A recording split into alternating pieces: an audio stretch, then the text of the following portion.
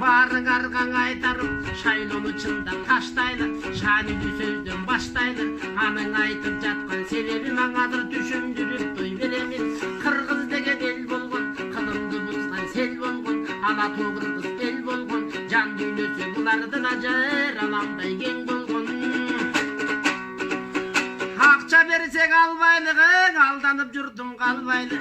Теңге берсең албайлы, темсилип журтуң калбайлы. Дүнүйөнү көргөндөгө дүңгүрөп журтуң калбайлы.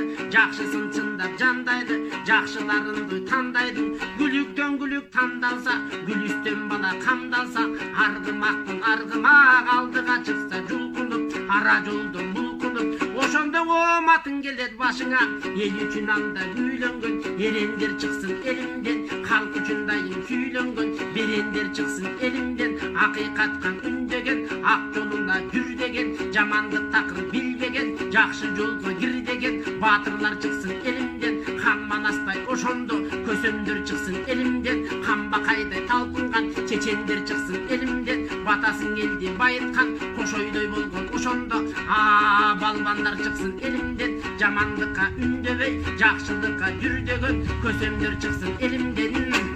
Муну ошондо эрлерди тандай турган кез келди, жакшыларды ошондо камдай турган кез келди, эшек менен качырды бөлө турган кез келди, эрендерди ошондо эл ичинен калайык эми көрө турган кез келди.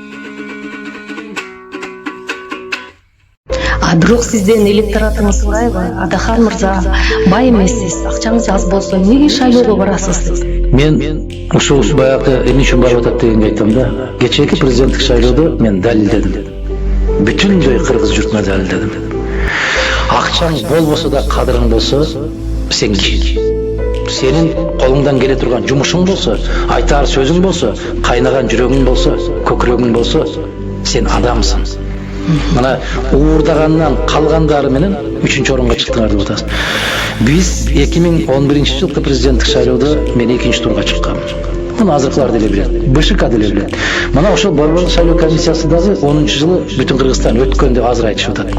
Эртеге кечпи дагы айтасыздар, Мадумаров, бир тыйын сарттабай. Мен өз элимди кой катары, тоок катары сатып алгым келбейт да. Мен өз элимди кой катары, тоок катары сатып алгым келбейт.